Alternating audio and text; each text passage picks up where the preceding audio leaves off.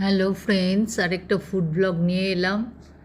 এটা দেখুন, ভালো লাগলে লাইক কমেন্ট শেয়ার করবেন। 1.5 কাপ ময়দা আর 1 কাপ আটা নিলাম।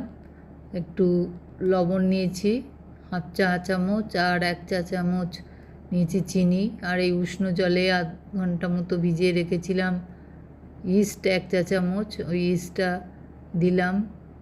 দিয়ে আটা ময়দাটা মাখছি। আর দিয়েছি 3 টিস্পুন মতো সাদা তেল।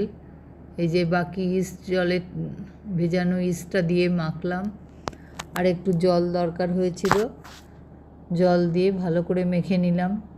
নিয়ে 1 ঘন্টা মতো ঢাকা দিয়ে রেখে দিয়েছিলাম। এই দেখুন, 1 ঘন্টা দিয়ে ঢেকে রেখে দেওয়ার পর এরকম হয়েছিল। ফুটো করে দেখবেন, আঙুলটা ঢুকে যাবে, নরম হয়েছে যথেষ্ট। আর হাতে লেগে গেলে একটু আঠা আঠা ভাব থাকলে আর একটু তেল দিয়ে ওটাকে মেখে নেবেন।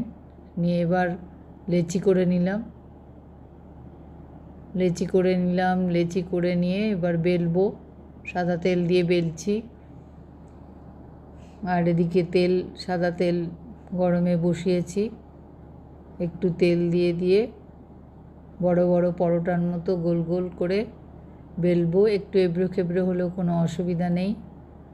এই যে ভালো করে ফুলে উঠছে। এবার টিস্যু পেপারে রেখে দিলাম এক্সট্রা তেলগুলো অ্যাবজর্ব করার মতো, যাতে করে নেয়। এবার পরপর সব ভেজে নিলাম। দেখবেন ফুলে উঠছে, তেল ওপরে দিয়ে অল্প তেলেও ভাজা হয়ে যাবে। তো এবার দেখাবো যে এটা কতটা নরম হয়েছে। আলুর দমের সঙ্গে পরিবেশন করেছিলাম। এবার ঠান্ডা হলে ছিঁড়ে দেখাচ্ছি। এই দেখুন কতটা নরম হয়েছে। এই হয়ে গেল নানপুরি। নমস্কার বন্ধুরা, সাথে থাকবেন।